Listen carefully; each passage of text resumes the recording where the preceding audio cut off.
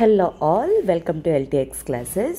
ఇప్పుడు మన LTX classes వాళ్ళు all India free mock test అనేది కండక్ట్ చేస్తున్నారనమాట యూపీఎస్సీ ప్రిలిమ్స్ 2024 కోసం అని చెప్పేసి. అండ్ సో ఈ విధంగా మీకు ఏంటి అంటే ఎగ్జామ్కి మీరు ఎంత రెడీగా ఉన్నారు, ఏ ఏరియాస్లో మీరు వీక్ ఉన్నారు, ఏ ఏరియాస్లో మీరు స్ట్రాంగ్ ఉన్నారు అనేది మీకే అర్థమవుతుంది. అయితే అది ఎప్పుడో కాదు, రేపే జరగబోతుంది అనమాట, 11th February. సో ఈ లోపల ఎవరైనా ఆన్లైన్ రాయాలనుకుంటే ఆన్లైన్ రిజిస్టర్ చేయించుకోండి. ఆర్ అదర్వైజ్ వైజాగ్లో ఎవరైనా ఆఫ్లైన్ రాయాలి అనుకుంటే ఒకసారి నెంబర్కి కాల్ చేసి మీరు ఏంటి అంటే రేపు ఆ టైం కల్లా వెళ్ళి ఎగ్జామ్ రాయడానికి ట్రై చేయండి. సో జిఎస్ వచ్చేసరికి మార్నింగ్ 10 to 12 PM వరకు అవుతుందన్నమాట. అండ్ సీసాట్ వచ్చేసరికి ఆఫ్టర్నూన్ 2 to 4 PM. సో ఈ విధంగా మీకు ఏంటి అంటే మీ యొక్క రెడీనెస్ అనేది మీకే అర్థమవుతుంది ఫైనల్ ఎగ్జామ్కి వెళ్ళే లోపల. అండ్ ఆఫ్లైన్ టెస్ట్ అనేది కూడా ఉంది మన వైజాగ్ బ్రాంచ్లోని. దాని డీటెయిల్స్ తెలుసుకోవడానికి ట్రై చేయండి. అండ్ ఇంకొక ఇంపార్టెంట్ థింగ్ ఏంటి అంటే ఎవరైతే దీంట్లో క్వాలిఫై అవుతారో ఎగ్జామ్లోని, సో వాళ్ళకి కొన్ని బెనిఫిట్స్ అనేవి కూడా ఉంటాయన్నమాట. సమ్ మోర్ సర్ప్రైజెస్ లాగా, బెనిఫిట్స్ లాగా. అండ్ దీని రిలేటెడ్ మీకు ఏమైనా ఇన్ఫర్మేషన్ డౌట్ ఉందంటే యూ కెన్ కాల్ 7893899553. ఈ నెంబర్కి కాల్ చేసి మీ డౌట్స్ అనేవి క్లియర్ చేసుకొని త్వరగా జాయిన్ అయ్యే ప్రయత్నం అనేది చేయండి. So welcome to LTX classes. ఈరోజు 10th February 2024. అండ్ ఈరోజు ద హిందూ అనాలిసిస్ అనేది కవర్ చేయబోతుంది శాంతి మ్యామ్. ఓకే, సో ఎస్, ఈరోజు మనం ఏంటి అంటే ఫస్ట్ ఆర్టికల్ ఏంటి అనేది చూద్దాం. ఈరోజు మనం చూడబోయే దాంట్లో ఎంఎస్ స్వామినాథన్, రావు గారు అండ్ చరణ్ సింగ్ గారు to get Bharat Ratna awards. First of all ఈ ఆర్టికల్ మనకి ఏ విధంగా ఏ పేపర్లో ఇంపార్టెంట్ అనేది తెలుసుకుందాం. సో కమింగ్ టు GS 2లో మనకి పాలిటీ పర్స్పెక్టివ్లో ఇంపార్టెంట్. అండ్ అలానే GS 4 ఎథిక్స్ పర్స్పెక్టివ్లో కూడా ఇంపార్టెంట్, పర్సనాలిటీస్ పర్స్పెక్టివ్లో కూడా మీకు ఇంపార్టెంట్ అనమాట. అయితే ఏంటి అంటే first of all you must know about awards అనేవి కన్ఫర్ చేయడం అనేది జరిగింది. ఎవరెవరికి? ఎంఎస్ స్వామినాథన్ గారికి, పివి నరసింహారావు గారికి అండ్ చౌదరి చరణ్ సింగ్ గారికి, వీళ్ళ ముగ్గురికి కూడా ఇవ్వడం జరిగింది. అయితే ఆల్రెడీ ఈ అవార్డ్స్ అనేవి అంటే ఈ ఇయర్ భారత్ రత్న ఏదైతే అవార్డ్ చేశారో ఈ భారత్ రత్న అనేది ఇప్పటికే బీహార్ తాలూకా ఎక్స్ చీఫ్ మినిస్టర్ అయిన కర్పూరి ఠాకూర్ గారికి అండ్ అలానే బీజేపీ లీడర్ అయిన ఎల్కే అద్వానీ గారికి ఆల్రెడీ కన్ఫర్ చేయడం అనేది జరిగింది వెరీ రీసెంట్లీ. అండ్ ఇప్పుడు మనకి ఏంటి అంటే అగైన్ ఈ యొక్క పర్టికులర్ ఆర్టికల్ అనేది రావడం జరిగిందనమాట. స్వామినాథన్ గారికి, రావు గారికి, చరణ్ సింగ్ గారికి వచ్చింది అని చెప్పేసి. సో ఈ పర్స్పెక్టివ్లో first of all you must know about ఈ ఆర్టికల్లో మనం తెలుసుకోవాల్సింది ఏంటంటే ఒకటి భారతరత్న అవార్డ్స్ గురించి మనం తెలుసుకోవాలి. అండ్ సెకండ్ థింగ్ వీళ్ళు ఇంపార్టెంట్ ఈ ముగ్గురు పర్సనాలిటీస్ అనే వాళ్ళకి అసలు ఫస్ట్ ఆఫ్ ఆల్ అవార్డ్స్ ఇచ్చారు అంటే దేనికోసం ఇచ్చారు, వీళ్ళ తాలూకా కాంట్రిబ్యూషన్ అనేది ఏ విధంగా ఉంది అనేది తెలుసుకోవాలన్నమాట. So coming to Bharat Ratna award. Bharat Ratna award ఏదైతే ఉందో this is the highest civilian honour అనమాట. ఇండియా వాళ్ళకి హయ్యెస్ట్ సివిలియన్ ఆనర్. అండ్ ఇది 1954 నుండి ఇవ్వడం అనేది జరిగిందనమాట. సో ఎవరికి ఇస్తారు? ఈవెన్ పోస్టుమస్లీ కానీ, పోస్టుమస్లీ అంటే అర్థం ఏంటి, చనిపోయిన తర్వాత ఆర్ ఏ లైఫ్ బ్రతికుండేటప్పుడు కానీ, ఇప్పుడు ఎల్కే అద్వానీ గారికి ఇచ్చినట్టు అనమాట. లేదు అంటే ఇప్పుడు చౌదరి చరణ్ సింగ్ గారికి కానీ వీళ్ళందరికీ కూడా ఇచ్చినట్లు. And especially irrespective of cost, A cost అయినా, ఏ క్రీడ్ అయినా, ఏ రిలీజియన్ అయినా, ఏ జెండర్ అయినా, ఏదంతోటి కూడా సంబంధం లేకుండా ఈ అవార్డ్స్ అనేవి ఇస్తారనమాట. అయితే జనరలీ ఈ అవార్డ్స్ అనేవి ప్రైమ్ మినిస్టర్ అనే వాళ్ళు అడ్వైస్ చేస్తారు ప్రెసిడెంట్ ఆఫ్ ఇండియాకి ఎవరెవరికి ఇవ్వాలి ఏంటి అనేది. సో దాంతో ఒక సర్టిఫికేట్, ఒక మొమెంటం లాగా ఇస్తారనమాట. అండ్ గుర్తుపెట్టుకోండి ఈ అవార్డులో నో మానిటరీ బెనిఫిట్, ఎటువంటి మానిటరీ బెనిఫిట్స్ అనేవి ఉండవు. కేవలం ఇదేంటి అంటే ఆనర్ కైండ్ ఆఫ్ అనమాట. ఓకేనా. అండ్ తర్వాత ఇంకొక ఇంపార్టెంట్ థింగ్ ఏంటి అంటే ఎవ్రీ ఇయర్ ఇవ్వాలి అనే రూల్ అనేది లేదనమాట. ఎందుకంటే 2019 లాస్ట్లో ఇచ్చారు, తర్వాత 2021లో కానీ, 2020లో కానీ, 2022లో కానీ అవార్డ్స్ అనేవి ఇవ్వలేదు. మళ్ళీ ఇప్పుడు 2024లోని అగైన్ ఒకేసారి 5 అవార్డ్స్ అనేది ఇవ్వడం జరిగింది. Highest in any year. దీంతో ఇప్పటికి వీళ్ళ తాలూకా నెంబర్ అనేది 53కి రీచ్ అవ్వడం అనేది జరిగింది. జనరలీ ఏంటి అంటే ఒకటి ఉంటుంది, ఈ అవార్డ్ అనేది లైక్ ఒక ఇయర్లోని మ్యాక్సిమం 3 పీపుల్కే ఇవ్వాలి అనేది ఉంటుంది. కాకపోతే ఇది 1999లో వయోలేట్ చేయడం అనేది జరిగింది, వేరెన్ 4 అవార్డ్స్ అనేవి ఇచ్చారు. అండ్ తర్వాత ఇప్పుడు 2024లోని ఈ ఇయర్ వచ్చేసరికి 5 అవార్డ్స్ అనేవి ఇవ్వడం జరిగింది. ఎవరెవరికి? కర్పూరి ఠాకూర్ గారికి, ఎల్కే అడ్వాణి గారికి, అండ్ ఇప్పుడు ఎంఎస్ స్వామినాథన్, పివి రావు గారు, అండ్ ఆల్సో చౌదరి చరణ్ సింగ్ గారు. అందులో వీళ్ళిద్దరూ, పివి రావు గారు కానీ చరణ్ సింగ్ గారు ఎవరైతే ఉన్నారో వీళ్ళిద్దరూ కూడా X prime ministers of India అనమాట. వేరే ఎంఎస్ స్వామినాథన్ గారు వచ్చేసరికి ఈజ్ లైక్ సైంటిస్ట్ అనమాట. ఓకేనా, agriculture related. So this is all about this Bharat Ratna అనమాట. ఇప్పుడు మన ఇంపార్టెంట్ పాయింట్స్ తెలుసుకోవాల్సింది ఏంటి అంటే, first of all each personality గురించి మనం తెలుసుకోవడం అనేది ఇంపార్టెంట్. ఎందుకు ఇచ్చారు అసలు ఫస్ట్ అనేది? So first coming to PV Narasimha Rao garu. So గుర్తుపెట్టుకోండి, ఎప్పుడైనా సరే ఇంపార్టెంట్ పర్సనాలిటీస్ని మనం రెస్పెక్ట్ ఇచ్చి రాయడం అనేది ఇట్ ఈజ్ హైలీ ఇంపార్టెంట్. ఓకేనా? సో అందుకోసమే నేను మెన్షనింగ్ అనేది మీకు అట్లే చేస్తున్నాను. ఇక్కడ మీరు ఒకవేళ అబ్జర్వ్ చేసినట్లయితే వీళ్ళు ఇచ్చేసారు ఎక్కడి నుండి ఎక్కడి వరకు, అండ్ తర్వాత వీళ్ళ తాలూకా కీ ఏరియాస్ ఏంటి ఎట్సెట్రా అని చెప్పేసి. So apart from that especially ఈ వీళ్ళకి అవార్డ్స్ రావడానికి గల మెయిన్ కారణాలు ఏంటి అనేది, వాళ్ళ తాలూకా కాంట్రిబ్యూషన్స్ ఇండియాకి ఏ విధంగా చేశారు అనేది నేను చెప్తాను మీకు. ఫస్ట్ థింగ్ వచ్చేసరికి ఏంటి అంటే, పివి నరసింహారావు గారు వచ్చేసరికి for his LPG reforms in the year 1991 అవి liberalisation, privatisation and globalisation. LPG reforms అనేవి ఈ ఎకనామిక్ రిఫార్మ్స్ అనేవి తీసుకొచ్చి ఇండియా తాలూకా ఎకానమీని ఓపెన్ అప్ చేసి గ్లోబలైజేషన్ చేయడం అనేది జరిగింది. గ్లోబల్ లెవెల్లో ప్రైవేటైజేషన్ ఏంటి, అప్పటిదాకా ఉన్న గవర్నమెంట్ చేతుల్లో ఉన్న కంపెనీస్ అనేవి ప్రైవేట్ హోల్డర్స్కి కూడా ఇవ్వడం అనేది జరిగింది. అండ్ లిబరలైజేషన్ అంటే ఏంటి, సో ఈజ్ అనేది చేయడం అనేది జరిగిందనమాట. అప్పటి వరకు కూడా లైసెన్స్, పర్మిట్ ఎట్సెట్రా అని చెప్పేసి ఆ ఎరా ఏదైతే ఉందో దాన్ని క్లోజ్ చేసి ఈజీగా, అంటే ఎవరికైనా సరే లైసెన్స్ అవి రావడం కానీ ఎట్సెట్రా వాటన్నిటిలంతా ఈజ్ ఆఫ్ డూయింగ్ బిజినెస్ అనేది తీసుకొని రావడం అనేది జరిగింది. అండ్ అపార్ట్ ఫ్రమ్ దాట్ ఇతని తాలూకా main foreign policy contribution, and he was the first person అనమాట to start relations with in fact Israel తోటి. అండ్ తర్వాత ఇతనే మెయిన్ ఇంపార్టెంట్ పాయింట్ అనమాట, లుక్ ఈస్ట్ పాలసీ అనేది కూడా స్టార్ట్ చేసిన క్యాండిడేట్. లుక్ ఈస్ట్ పాలసీ అనేది ఏంటి, south and south east nations ఏవైతే ఉన్నాయో ఈ నేషన్స్ మీద కూడా ఇండియా అనేది ఫోకస్ చేయాలి, రిలేషన్షిప్స్ అనేవి ఎంకరేజ్ చేసుకోవాలి ఎట్సెట్రా అని చెప్పేసి స్టార్ట్ చేయడం అనేది జరిగిందనమాట. సో అందుకే ఇతని తాలూకా ఫారిన్ పాలసీకి కూడా యాక్చువల్లీ ఇతను చాలా ఫేమస్ అనమాట.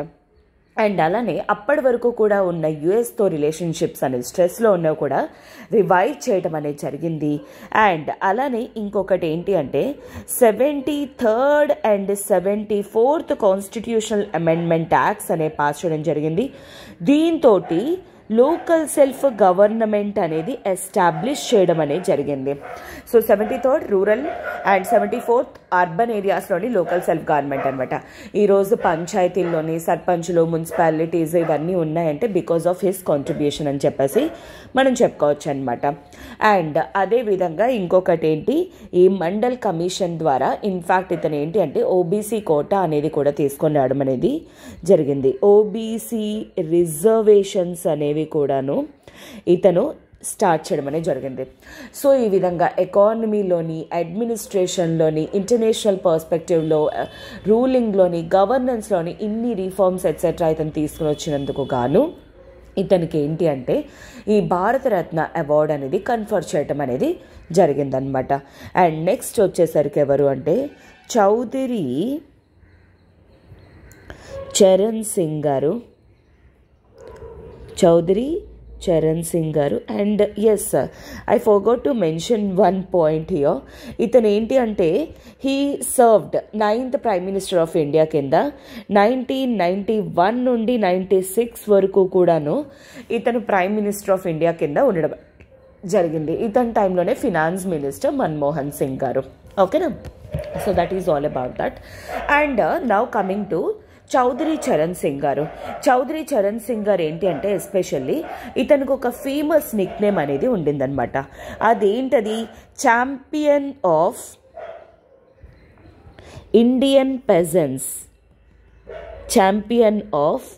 ఇండియన్ పెజెంట్స్ అనే టైటిల్ అనేది ఇతనికి ఉందన్నమాట. ఎందుకు?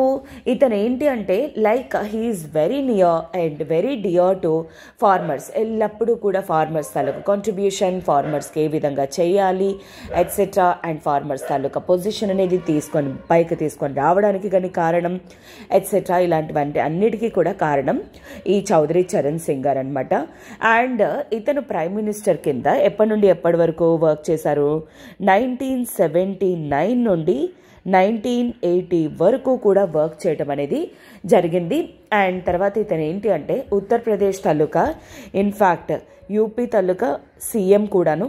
And he was the first non Congress and Congress కాకుండా గవర్నమెంట్ ఫామ్ చేసిన క్యాండిడేట్ ఇన్ ఉత్తరప్రదేశ్ నార్త్ పాలిటిక్స్లోనే ఏంటి అంటే నాన్ కాంగ్రెస్ గవర్నమెంట్ అనేది తీసుకొచ్చిన క్యాండిడేట్.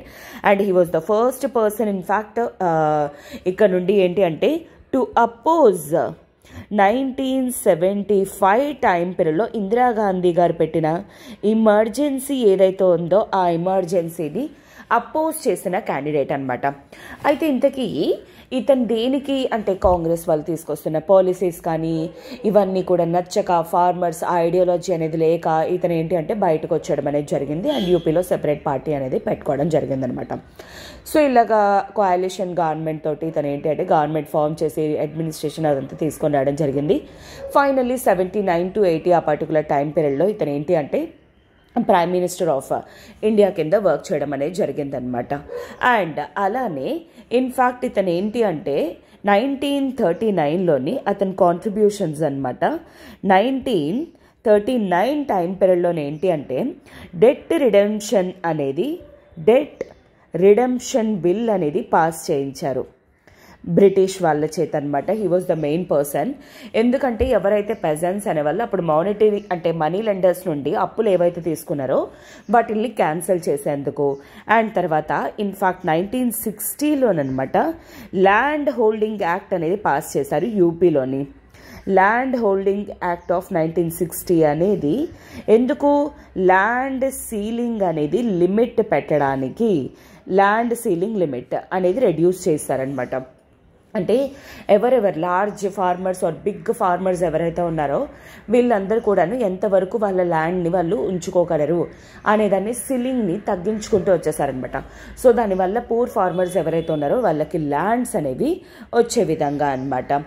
అండ్ అలానే ఇన్ఫ్యాక్ట్ ఇతను జమీందారీ అబాలిష్ అవ్వడానికి కానీ, ఇండియాలోని కోఆపరేటివ్ ఫార్మింగ్ అనేది స్టార్ట్ చేయడానికి గల కారణం కానీ ఎట్సెట్రా ఇలాంటివన్నీ కూడా చాలా వరకు కూడా ఇతను తీసుకొని రావడం అనేది జరిగింది. అందుకే ఇతన్ని ఛాంపియన్ ఆఫ్ ఇండియన్ పెజెంట్స్ అని చెప్పేసి చెప్తారు. ఇతను వీళ్ళ రిలేటెడ్ బుక్స్ అనేవి కూడా రాయడం అనేది జరిగింది. అబాలిషన్ ఆఫ్ జమీందారీ ఎట్సెట్రా ఇలాంటివన్నీ కూడా అనమాట. సో ఈ పర్స్పెక్టివ్లోనే ఇతనికి ఏంటి భారతరత్న అనేది కన్ఫర్ చేయటం అనేది జరిగిందనమాట. సో నెక్స్ట్ వచ్చేసరికి మనకి ఎవరు అంటే ఎంఎస్ స్వామినాథన్ గారు. అన్లైక్ వాళ్ళిద్దరూ కూడాను ప్రైమ్ మినిస్టర్స్, వేరాజ్ ఇతను వచ్చేసరికి ఏంటి అంటే he was the champion of, in fact ఏమని చెప్పేసి అంటాము, father of green revolution in India. Okay, ఎవరు? ఎంఎస్ స్వామినాథన్ గారు అనమాట ఇతను. ఇన్ఫ్యాక్ట్ ఏంటి వాట్ హ్యాపెండ్ 1960స్లోని ఏం జరిగింది, ఒకేసారి ఇండియా తాలూకా పాపులేషన్ అనేది ఇంక్రీజ్ అయిపోతుంది.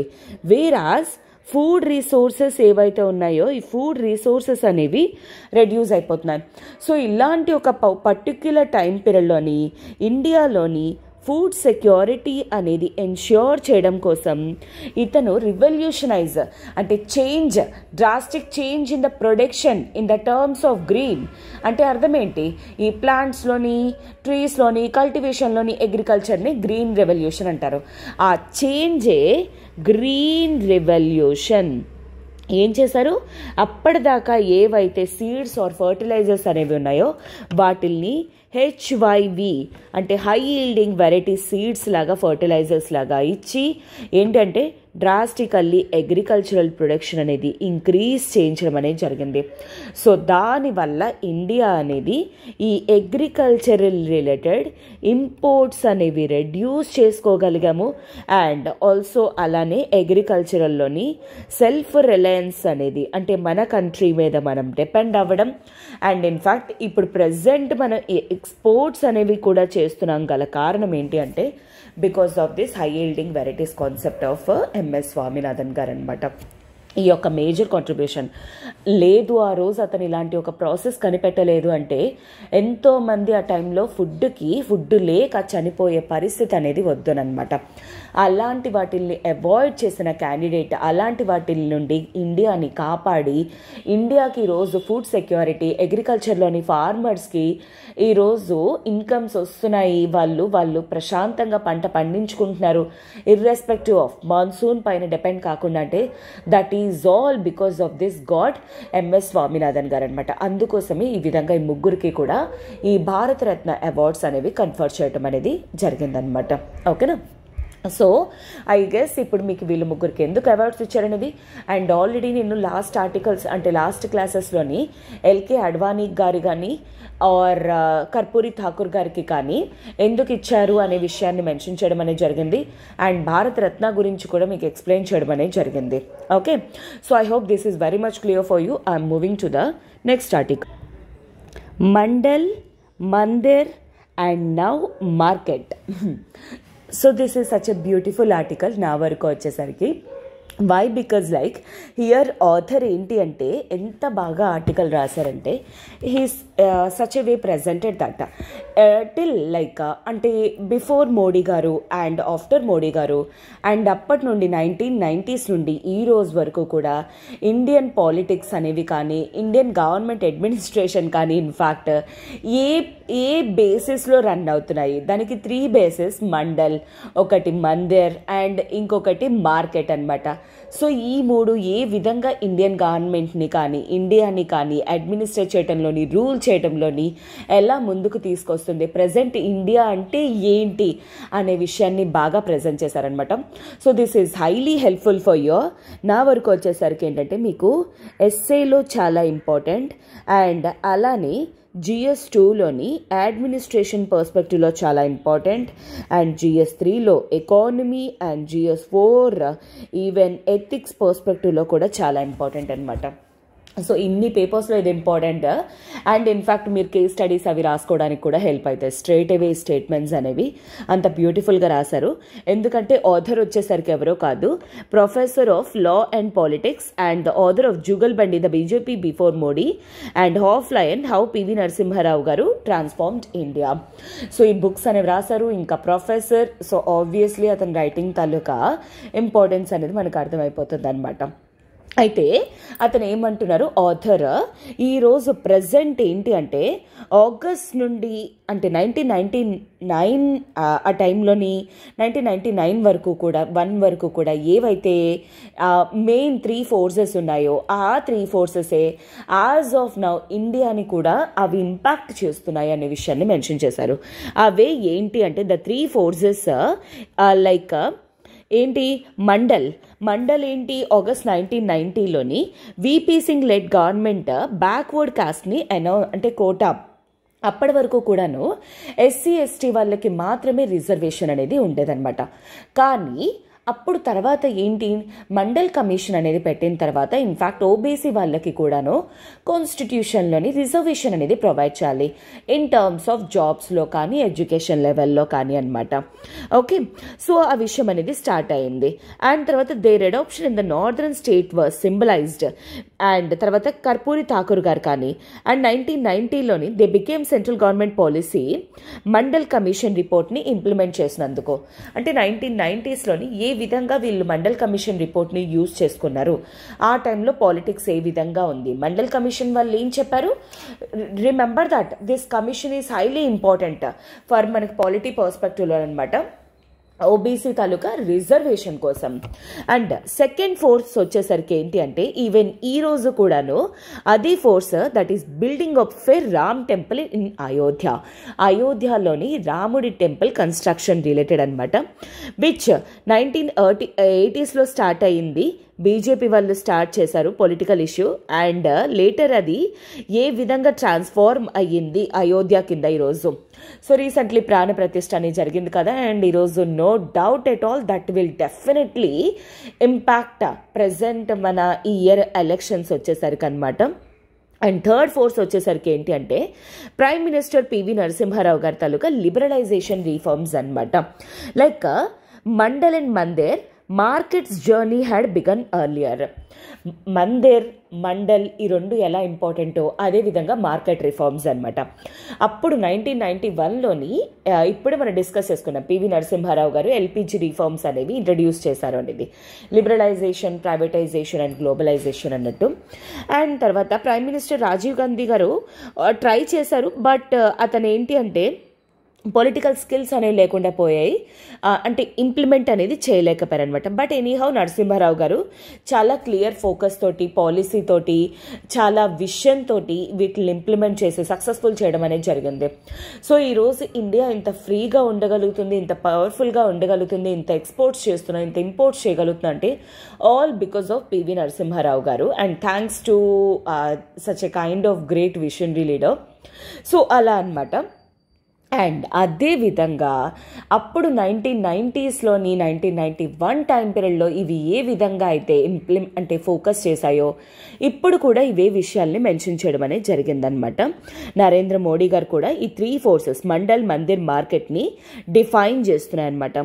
సో ప్రజెంట్ ఏంటి అంటే బీజేపీ వాళ్ళు ఏంటి అంటే బ్యాక్వర్డ్ కాస్ట్ పార్టీ కింద, ఫర్ ఎగ్జాంపుల్ ఈరోజు ప్రైమ్ మినిస్టర్ అంటున్నానంటే president of India last earlier Kovind గారు కానీ, ఇప్పుడు ద్రౌపది ముర్ము గారు కానీ, అండ్ ఎక్కడ చూసినా ఒకవేళ మిమ్మల్ని అంటే బ్యాక్వర్డ్ కాస్ట్ పీపుల్ తాలూకా లోవర్ కాస్ట్ హిందూస్ ఎవరైతే ఉన్నారో వాళ్ళందరికీ కూడా చాలా దగ్గర పార్టీ కింద డిఫైన్ చేయడం అనేది జరుగుతుందన్నమాట. అండ్ అలానే లోవర్ కాస్ట్ హిందూస్ గురించి and not just upper caste, the third markets is just central to Modi's politics. ఎందుకంటే మార్కెటే వాళ్ళ తాలూకా ఐడియాలజీ. ఎందుకంటే these are like right wing ideology అంటాం, where in they focus on capitalisation and all. And వీళ్ళు చాలా research and డెవలప్మెంట్లో కానీ, అండ్ అలానే ఈజ్ ఆఫ్ డూయింగ్ బిజినెస్లో కానీ, అండ్ ఎట్సెట్రా వీళ్ళ తాలూకా థింగ్స్ అనేవి ఇంప్లిమెంట్ అవుతున్నాయి. అండ్ అలానే it is ultimate sign Karpoori Thakur గారికి కానీ, ఎల్కే అద్వానీ గారికి, నరసింహారావు గారికి వీళ్ళందరికీ కూడా ఇవ్వడంలో it is the ultimate sign Mandal, Mandir and market ఈ రోజుకి కూడా అవే మెయిన్ ఇంప్లిమెంట్ చేస్తున్నాయి ఇండియాని అని చెప్పేసి. ఓకే. అండ్ అలానే in fact MS Swaminathan and Charan Singh గారు, సో లైక్ వాళ్ళ తాలూకా కాంట్రిబ్యూషన్ వచ్చేసరికి కూడా ఎకానమీలో కానీ, ఫార్మర్స్లో కానీ బ్యాక్వర్డ్ వాళ్ళకి ఇంప్లిమెంట్ అయ్యేలాగా, అంటే సపోర్ట్ అయ్యేలాగా ఇంపాక్ట్ చేస్తున్నాయి అని చెప్పేసి. సో ఆ విధంగా ఈ రోజుకి ఏ విధంగా ఈ మండల్, మందిర్, మార్కెట్ అనేవి, కాకపోతే ఈ ఫోర్సెస్ అనేవి కానీ వీటిల్ని స్టార్ట్ చేసిన క్యాండిడేట్ అనే వాళ్ళు ఎవరు, a forgotten prime minister. Such a beautiful side heading in fact నిజం చెప్పాలంటే. ఎందుకంటే నిజం చెప్పాలంటే పివి నరసింహారావు గారి గురించి హార్డ్లీ తెలుసు, కానీ ఈరోజు మోడీ గారి గురించి అంటే ఈరోజు చిన్నపిల్లని వెళ్ళి అడిగినా సరే డెఫినెట్లీ ఫర్ ష్యూర్ చెప్తారనమాట.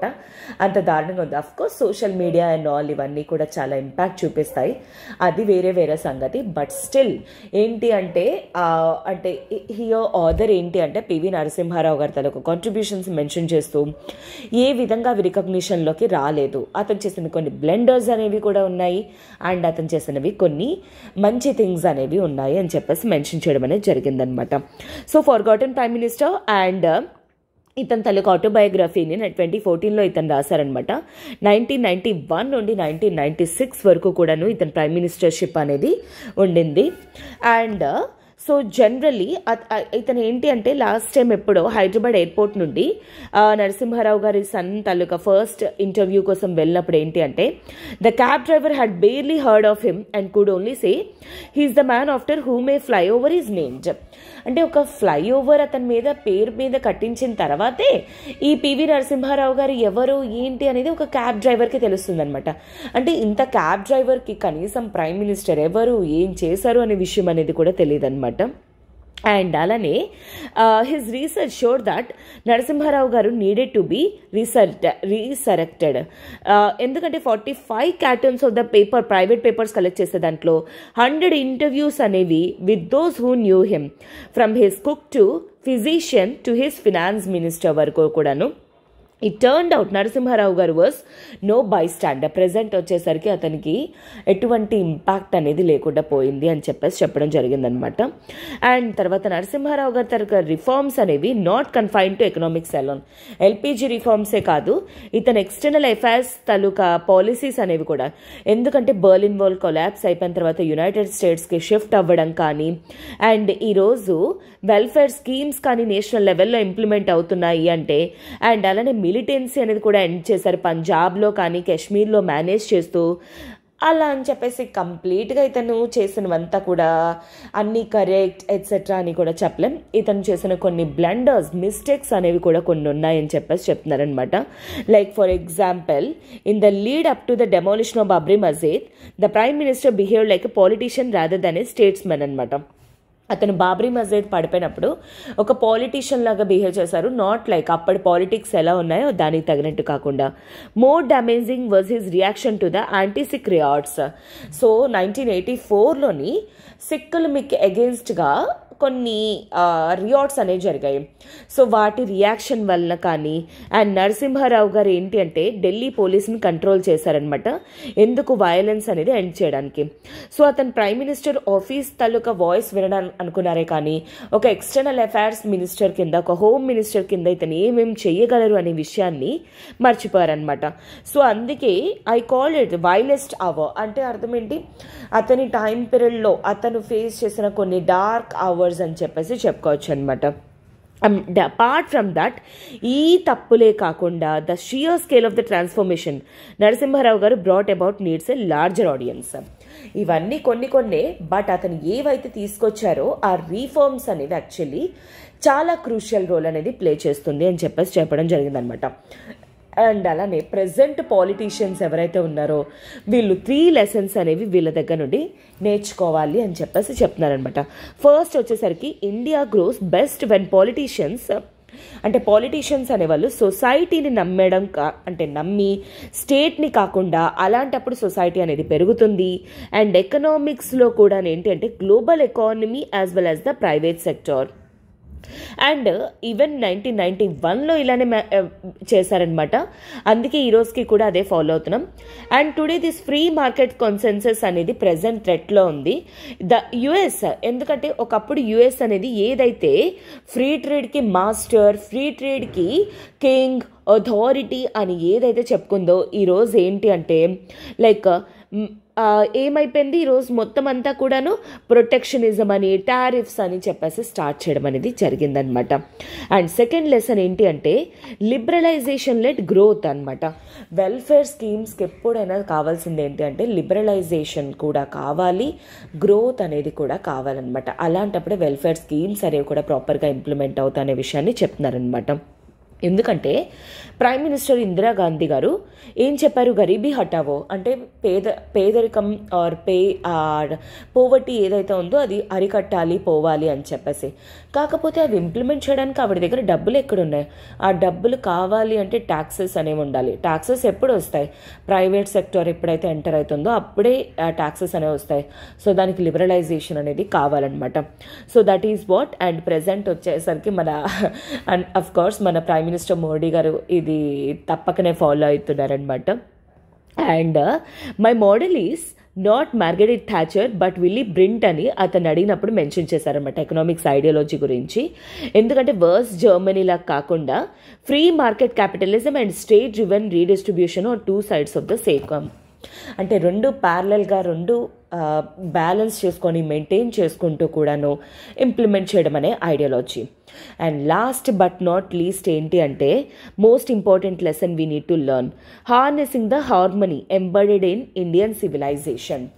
అసలు యాక్చువల్లీ ఏంటి అంటే మన ఇండియన్ సివిలైజేషన్లోనే ఎప్పటి నుండి ఇండస్ వ్యాలీ సివిలైజేషన్ తీసుకోండి, లేదంటే ఆ తర్వాత వేదిక్ సివిలైజేషన్ నుండి ఎప్పటి నుండో ఉన్నదనేది ఏంటి, ఎప్పుడూ కూడా ప్రశాంతత, peace, calmness and that is what actually Vasudhaiva Kutumbakam present Modi గారు ఫాలో అవుతుంది కానీ ఎట్సెట్రా అనమాట. ఈ విధంగా కంపారిజన్స్ అనేవి author in such a beautiful way compare చేసి అట్లా రాయడం అనేది జరిగింది.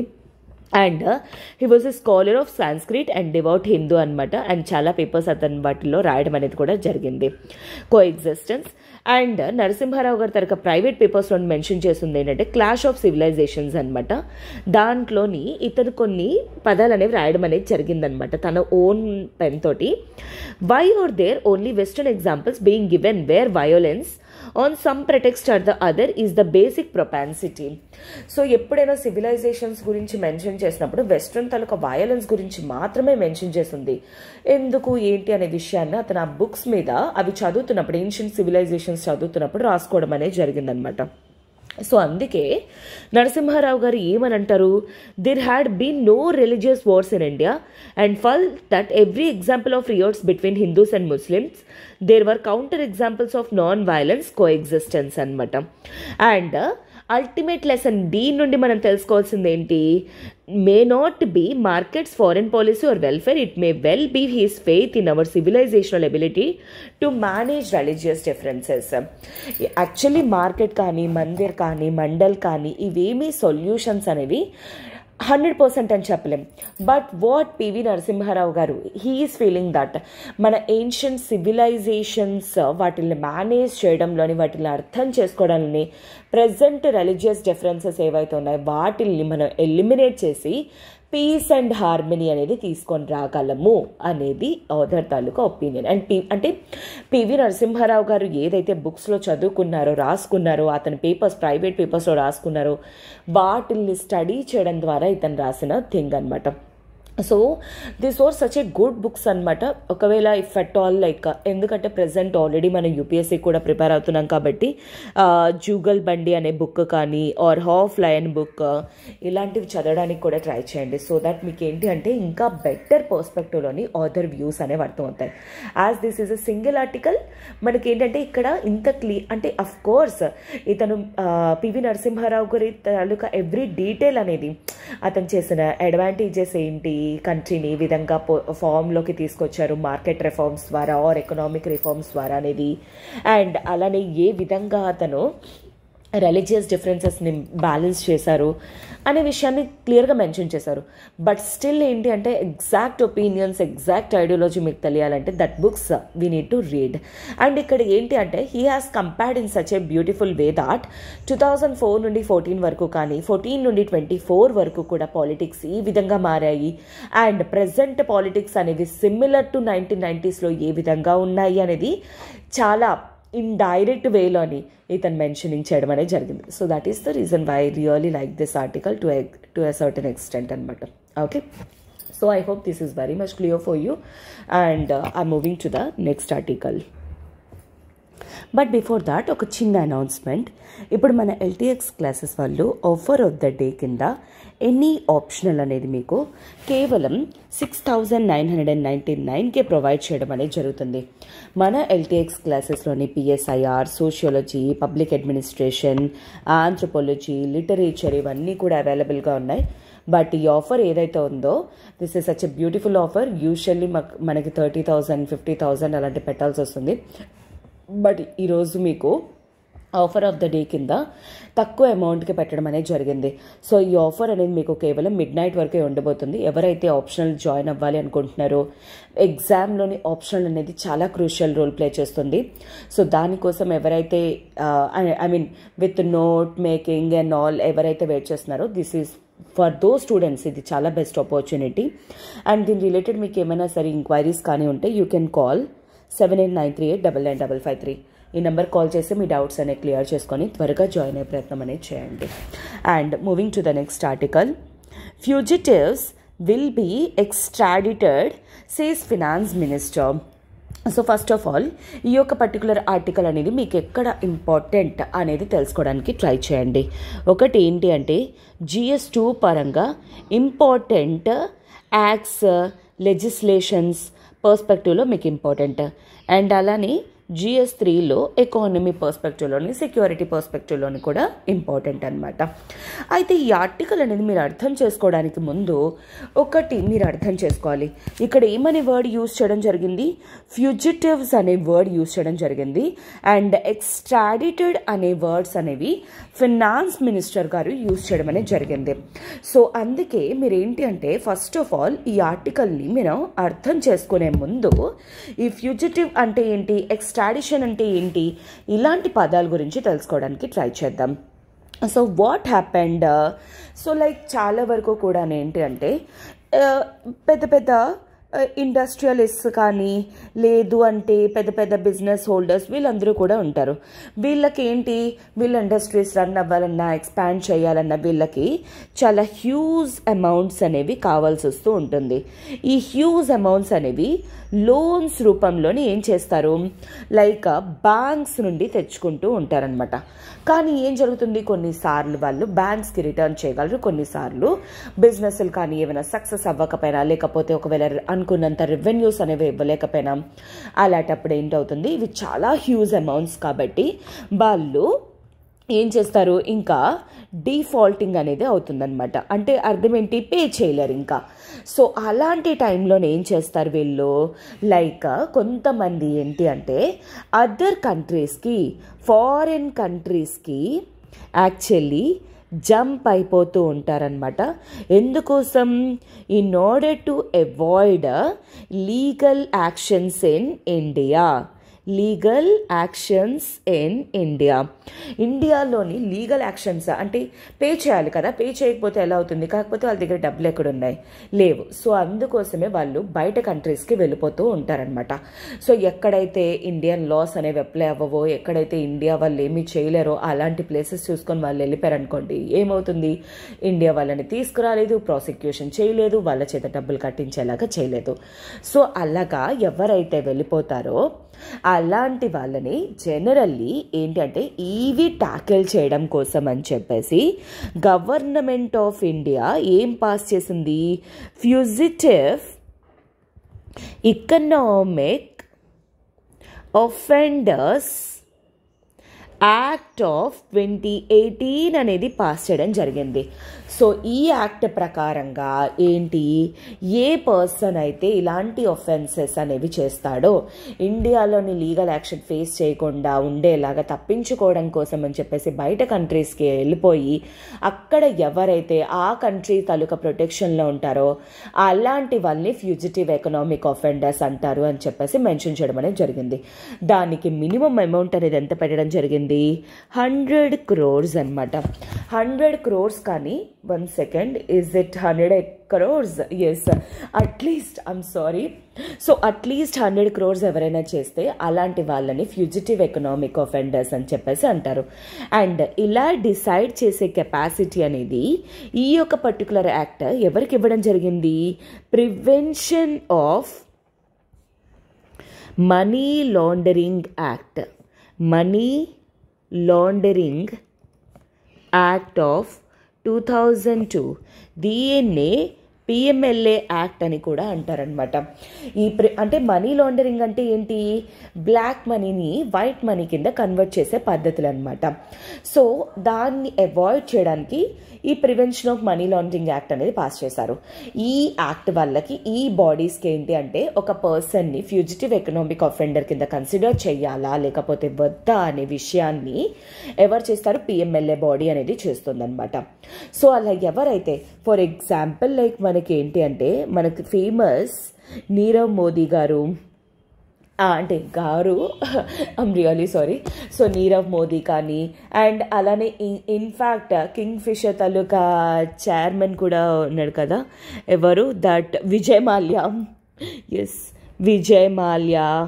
ఇలాంటి పర్సన్స్ ఏంటి, ఇండియా నుండి ప్రాసిక్యూషన్స్ అనేవి ఫేస్ చేయకుండా ఉండడం కోసం అని చెప్పేసి వీళ్ళు ఏం చేశారు, అట్లీస్ట్ లైక్ యూకేకి అలా వేరే కంట్రీస్కి వెళ్ళిపోయి అక్కడ ఇండియన్ ట్రీటీస్ లాస్ అప్లై అవ్వకపోవడం అనమాట.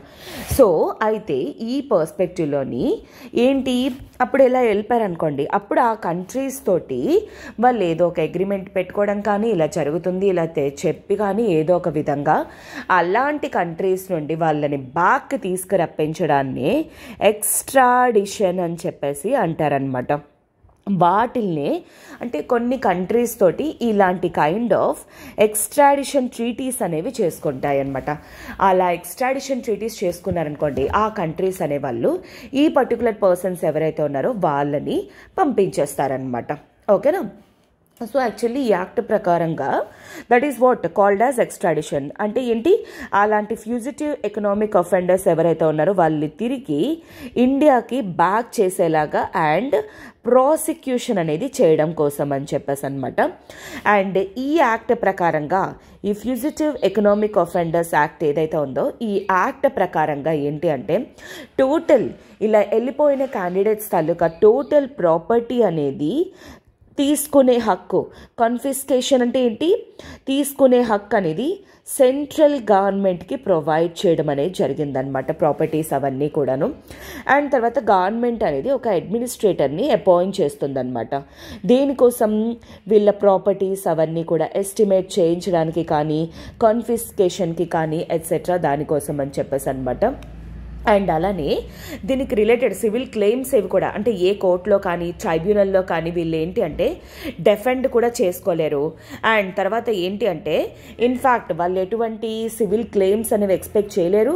అండ్ తర్వాత ఏవైతే వాళ్ళ దాంట్లో అక్యూజ్డ్ రిలేటెడ్ ప్రాపర్టీస్ ఏవైతే ఉన్నాయో అవన్నీ కూడా తీసుకునే హక్కు వీళ్ళకు ఉంటుంది. కేవలం ఎగ్గొట్టిన ప్రాపర్టీసే కాదు, అదర్ ప్రాపర్టీస్ ఏవైనా సరే కన్ఫ్యూజ్ చేసుకునే రైట్ అనేది గవర్నమెంట్కి అనేది ప్రొవైడ్ చేసుకోవడం అనేది జరిగిందనమాట. సో పిఎంఎల్ఏకి సివిల్ కోర్టుకి ఏ పవర్స్ అయితే ఉంటాయో అటువంటి పవర్స్ వీళ్ళకు కూడా ప్రొవైడ్ చేయడం అనేది జరిగింది. అండ్ ఆ పర్సన్ తాలూకా కంప్లీట్ అంతా కూడాను వీళ్ళ చేతుల్లోకి వచ్చేస్తుంది. So as of now Nirav Modi లాంటి వాళ్ళు, విజయ్ మాల్యా వాళ్ళు, ఇలాంటి వాళ్ళందరూ కూడాను యూకేలోని గట్ట హ్యాపీగా తిరుగుతూ చేస్తూ ఉన్నారనమాట. సో ఇదే విషయం గురించి కాంగ్రెస్ వాళ్ళు క్వశ్చన్ చేసినప్పుడు ఫినాన్స్ మినిస్టర్ ఏమని చెప్పేసి అన్నారు, ఈ fugitive economic offenders like Mallya వాళ్ళందరూ కూడాను వెరీ సూన్ ఇండియాకి ఎక్స్ట్రాడిషన్ చేస్తాం. ఎక్స్ట్రాడిషన్ అంటే ఏం చెప్పాను, బ్యాక్కి తీసుకొని రావడం. ఫ్యూజిటివ్ ఎకనామిక్ అఫెండర్స్ అంటే ఎవరైతే ఇండియాలోని అప్పులు చేసి తీర్చకుండా బయట కంట్రీస్కి వెళ్ళిపోయి సెటిల్ అయిపోతారో అలాంటి వాళ్ళని ఎకనామిక్ అఫెండర్స్ అని చెప్పేసి చెప్తారనమాట. ఓకేనా. అయితే ఇన్ఫ్యాక్ట్ తర్వాత ఈ ఫినాన్స్ మినిస్టర్ ఒక డైలాగ్ అనేది వేయడం జరిగిందనమాట. లైక్ అట్లీస్ట్ మేము ఏంటి అంటే ఇలా యాక్ట్ పాస్ చేసాము, ఇలా చేసాము, వాళ్ళ ప్రాపర్టీస్ అనేవి కన్ఫ్యూజ్ చేసాము, అండ్ కొంత జరిగింది అమౌంట్ అనేది ఎట్సెట్రా వీళ్ళని బ్యాక్ చేయడానికి ట్రై చేస్తున్నాం, నేషన్స్తో మాట్లాడుతున్నాం. కానీ ఒక్కరినైనా సరే యూపీఏ గవర్నమెంట్లో 2004 నుండి 2014 వరకు అట్లీస్ట్ ఒక సింగిల్ పర్సన్ అయినా తీసుకొని రాగలిగారా అనే క్వశ్చన్ అనేది చేయడం అనేది జరిగింది. ఎందుకంటే ఇన్ఫ్యాక్ట్ 12 పీపుల్ని డిజైగ్నేషన్ చేయడం ద్వారా కొంతమందిని బ్యాక్కి కూడా చేయడం అనేది జరిగింది అని చెప్పేసి నిర్మలా సీతారామన్ గారు మెన్షన్ చేయడం అనేది జరిగిందనమాట. ఓకేనా. So I guess this is clear for you. And ఇప్పుడు మీకు ఈ యాక్ట్ అనేది దేని గురించి, ఈ పదాలు అనేవి కూడా మీకు అర్థమై ఉంటుంది అని చెప్పేసి అండ్ యూపీఏ గవర్నమెంట్ని క్రిటిసైజ్ చేయడం అంటే I mean to say Congress గవర్నమెంట్ని వాళ్ళు ఎప్పటి వరకు రూల్ చేశారు 2014 వరకు కూడా వాళ్ళ అడ్మినిస్ట్రేషన్ని, వాళ్ళ తాలూకా ఎకనామిక్ థింగ్స్ని, వీటన్నిటిని కూడా క్రిటిసైజ్ చేయడం అనేది జరిగింది నిర్మలా సీతారామన్ గారు, మన ఫినాన్స్ మినిస్టర్. ఓకేనా. So I hope this is very much clear for you. And moving to the next article. So next article, can preamble be amended keeping date intact asks Supreme Court. అయితే ఇదంతా కూడా ముందు మీరు తెలుసుకునే ముందు ఏంటంటే we must know about in which paper it will come. GS2 polity పర్స్పెక్టివ్లో important అనమాట. పాలిటీ పర్స్పెక్టివ్లోని కాన్స్టిట్యూషన్, రిలేటెడ్. అయితే దానికంటే ముందు ఒక విషయం అనేది మనం తెలుసుకోవాలి. ప్రియాంబుల్ అంటే ఏంటి? ప్రియాంబుల్ అనేది ఏంటి అంటే it is a preface to Indian constitution. Preface to Indian constitution. ఇప్పుడు ఫర్ ఎగ్జాంపుల్ లైక్ మనకి ఎవరైనా వచ్చి అడిగారు అనుకోండి, కాన్స్టిట్యూషన్ దేనికోసం, ఏం చేస్తుంది ఎట్సెట్రా, దాంట్లో ఉన్న ఐడియాలజీ ఏంటి, మొత్తం మనం తీసుకెళ్ళి కాన్స్టిట్యూషన్లో పార్ట్ 1లో మాకు ఇది ఉంది, పార్ట్ 2లో ఇలా ఉంది, మాకు ఫండమెంటల్ రైట్స్ ఇచ్చారు, మా గవర్నమెంట్ ఇలా వర్క్ అవుతుంది, మా గవర్నమెంట్ అలా వర్క్ అవుతుంది అనుకొని మనం రామాయణం మహాభారతం అనేది చెప్పలేం కదా. సో అందుకోసమే సింప్లీ ఒక కాన్స్టిట్యూషన్ గురించి మనం తెలుసుకోవాలి అనుకుంటే వాటి ఐడియాలజీ అనేది ఒక పేపర్లో పెడతారనమాట, ఒక కొన్ని పీస్ ఆఫ్ థింగ్స్ లాగా.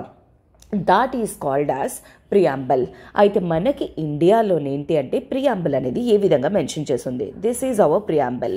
ఏంటి, పీపుల్ ఆఫ్ ఇండియా గురించి, అంటే మనకి మనం రాసుకుంటున్నాం అనేది, అండ్ మన నేషన్ ఏ విధంగా ఉంటుంది, sovereign socialist secular democratic republic అనేది, అండ్ తర్వాత ప్రజలందరికీ జస్టిస్ ఎన్ష్యూర్ చేస్తాం, లిబర్టీ ఎన్ష్యూర్ చేస్తాం, ఈక్వాలిటీ ఫ్రాటర్నిటీ అనేది ఎన్ష్యూర్ చేస్తాం అనేది.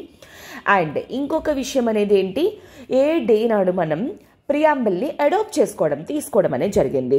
26th day of November 1949 రోజు కాన్స్టిట్యూయెంట్ అసెంబ్లీ, అంటే కాన్స్టిట్యూయెంట్ అసెంబ్లీ ఏదైతే ఉందో కాన్స్టిట్యూషన్ని ప్రిపేర్ చేస్తుందో ఆ అసెంబ్లీ అనేది అడాప్ట్ చేసుకోవడం అనే ముక్కలు మెన్షన్ చేసి ఉన్నాయన్నమాట. అయితే ఇప్పుడు క్వశ్చన్ అనేది ఏంటి అంటే, ఇప్పుడు చూసారా కాన్స్టిట్యూషన్ ఉంది, మనం చాలాసార్లు అమెండ్ చేసాం. ఫర్ ఎగ్జాంపుల్ లైక్ ఈ ఈడబ్ల్యూఎస్ రిజర్వేషన్స్ చేసినప్పుడు 1516లో కానీ, లేదు అంటే మనకు అదే విధంగా SC ST వాళ్ళకి ఏంటి అంటే రిజర్వేషన్స్ అనేవి ఇంక్రీజ్ చేస్తూ, అండ్ అలాగా మనం చాలా వరకు కూడా అమెండ్మెంట్ యాక్ట్స్ అనేవి చేసాం అన్నమాట. సో అలానే కాన్స్టిట్యూషన్లో రిమైనింగ్ పార్ట్స్లానే ప్రియాంబుల్ని కూడా అమెండ్ చెయ్యొచ్చా అనేది క్వశ్చన్ మార్క్. ఇంతకీ అమెండ్ అంటే ఏంటి, చేంజెస్ తీసుకొని రావడం కింద చెప్పొచ్చు అనమాట. ఇదే విషయాన్ని సుప్రీంకోర్టు వరకు కూడా వెళ్ళడం అనేది జరిగింది. అయితే బెరూబారీ యూనియన్ కేసులోని బెరూబారీ యూనియన్ కేస్ ఆఫ్ 1960లోని సుప్రీంకోర్టు ఏమని చెప్పేసి అనింది, అఫ్ కోర్స్ ప్రియాంబల్ అనేది మన కాన్స్టిట్యూషనల్ ఫ్రేమర్స్ ఎవరైతే ఉన్నారో వాళ్ళ తాలూకా మైండ్ సెట్ ఏ విధంగా ఉంది, వాళ్ళు ఏ విధంగా వాళ్ళు డిజైన్ చేశారని మనకు తెలుస్తుంది. కాకపోతే this can not be considered not a part of constitution. కాన్స్టిట్యూషన్లో ఇది పార్ట్ కాదు కాబట్టి దీన్ని అమెండ్ చెయ్యలేము అనే విషయాన్ని మెన్షన్ చేయడం అనేది జరిగిందనమాట. దీన్ని క్వశ్చన్ చేస్తూ తర్వాత ఏంటి అంటే కేశవానంద భారతి కేసు అనేది జరగడం జరిగింది. కేశవానంద భారతి కేస్ ఇది 1973లో జరిగిందనమాట.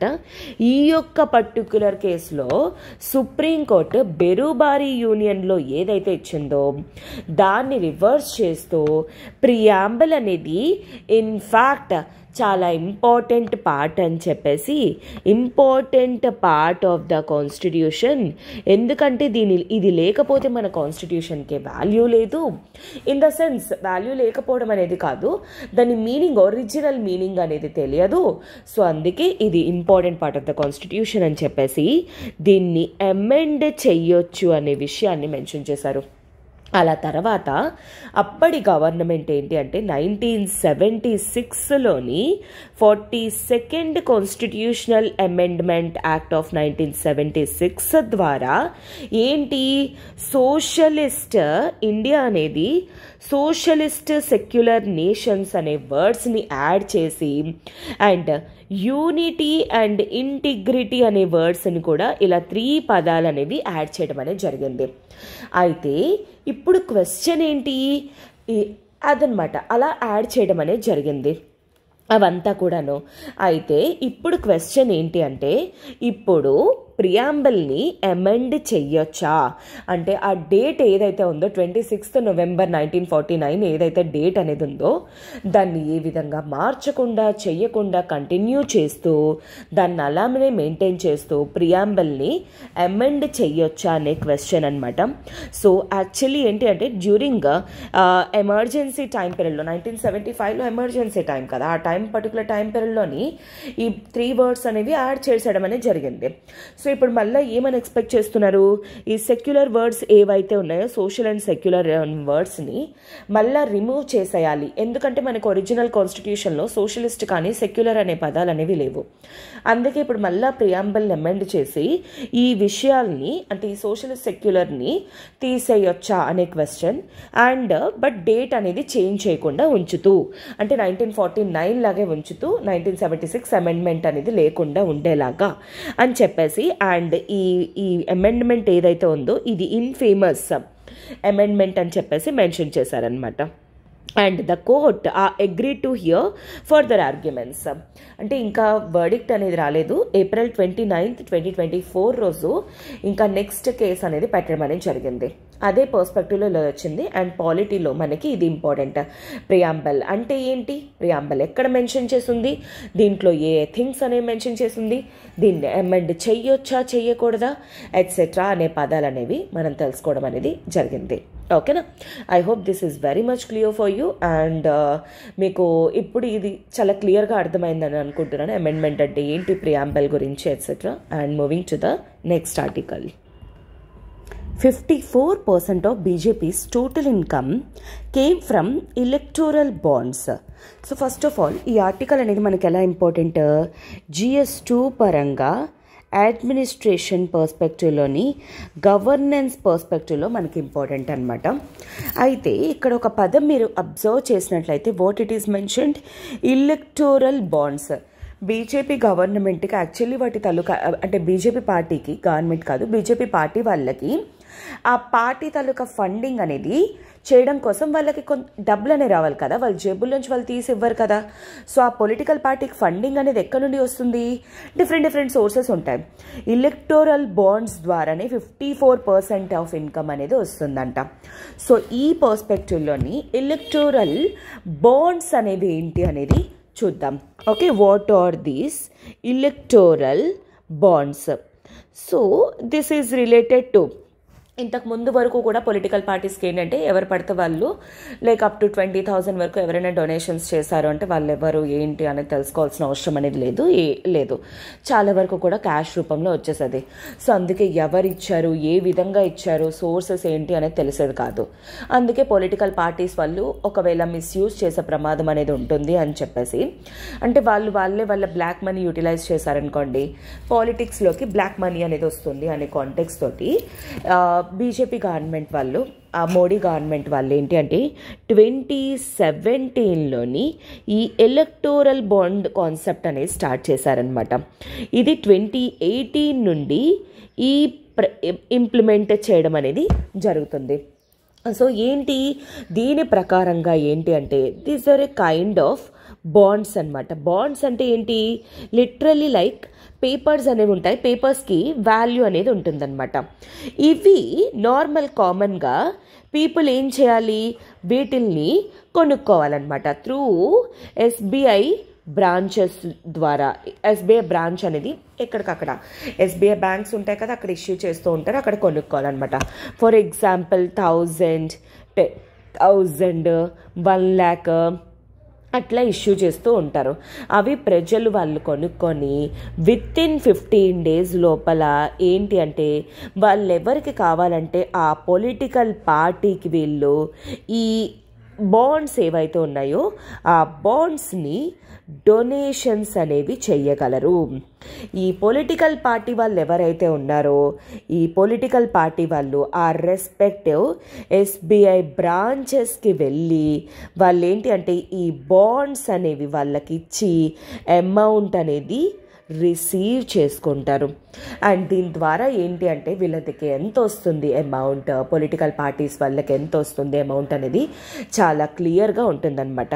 అందుకే ఈ ట్రాన్స్పరెన్సీ అనేది అండ్ అలానే అకౌంటబిలిటీ అనేది ఇంక్రీజ్ చేయడం కోసం అని చెప్పేసి ఈ యొక్క సిస్టమ్ని గవర్నమెంట్ ఆఫ్ ఇండియా తీసుకొని రావడం అనేది జరిగింది. అండ్ ఈ అమౌంట్ ఏదైతే ఉందో ఈ అమౌంట్ అనేది ఎలక్షన్ కమిషన్ వాళ్ళకి ప్రతి ఒక్క పొలిటికల్ పార్టీ అనేది కూడాను ఏం చేయాలి, వాళ్ళు ఏ విధంగా యూటిలైజ్ చేస్తున్నారో నేను చూపించాలి. ఫర్ ఎగ్జాంపుల్ బీజేపీ పార్టీ వాళ్ళకి ఒక 1000 కోట్లు వచ్చిందనుకోండి. ఈ 1000 కోట్లు మేము ఎలా యూజ్ చేస్తున్నాం, ఇక్కడ ఈ బ్యాండ్స్ అవి కట్టించడానికి కానీ, లేకపోతే ఇక్కడ మీటింగ్స్ అనేవి కండక్ట్ చేయడానికి, ర్యాలీస్ అనేవి చేయడానికి, లేకపోతే అవేర్నెస్ క్రియేషన్లో కానీ ఇలా చేస్తున్నాము అనే విషయాన్ని ప్రతి ఒక్కటి కూడాను ఎలక్షన్ కమిషన్ వాళ్ళకి వీళ్ళు ఎక్స్ప్లెనేషన్ అనేది ఇచ్చుకోవాలన్నమాట. సో దట్ అకౌంటబిలిటీ అనేది ఉంటుంది, వీళ్ళు ఎట్లా యూటిలైజ్ చేస్తున్నారు అనేది. వీళ్ళకి ఏంటి అంటే ఇన్ఫ్యాక్ట్ ట్రాన్స్పరెన్సీ అనేది ఉంటుంది. అంటే బీజేపీ వాళ్ళు లేదా పొలిటికల్ పార్టీ వాళ్ళు అయితే మేడం ఏ పొలిటికల్ పార్టీ వాళ్ళకి కావతే వాళ్ళకి ఇవ్వచ్చా?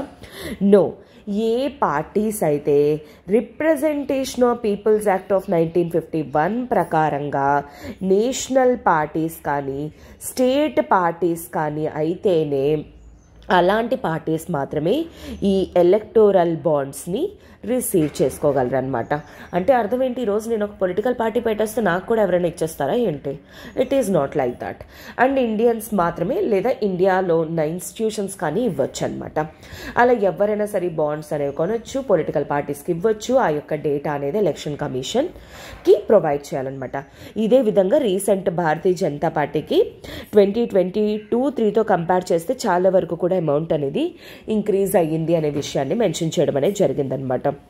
వీళ్ళ తాలూకా ఖర్చులు కానీ 5 times పెరగడం, కాంగ్రెస్ కంటే ఎంత ఎక్కువ వచ్చింది ఏంటి ఎట్సెట్రా అనే విషయాన్ని మెన్షన్ చేయడం అనేది జరిగిందనమాట. ఓకేనా?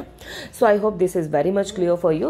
ఈ ఎలక్టరల్ బాండ్స్ అంటే ఏంటి, ఈ బీజేపీ వాళ్ళకి ఎందుకు వచ్చింది, ఇది ఎవరు ఇచ్చారు? Obviously election commission. ఏ బాడీ అయితే ఎలక్షన్స్ అనేవి కండక్ట్ చేస్తుందో ఆ బాడీ అనేది వీటి గురించి ఇన్ఫర్మేషన్ అనేది చెప్పడం అనేది జరిగిందనమాట. ఓకేనా? I think this is very much clear for you and I will move to the next article.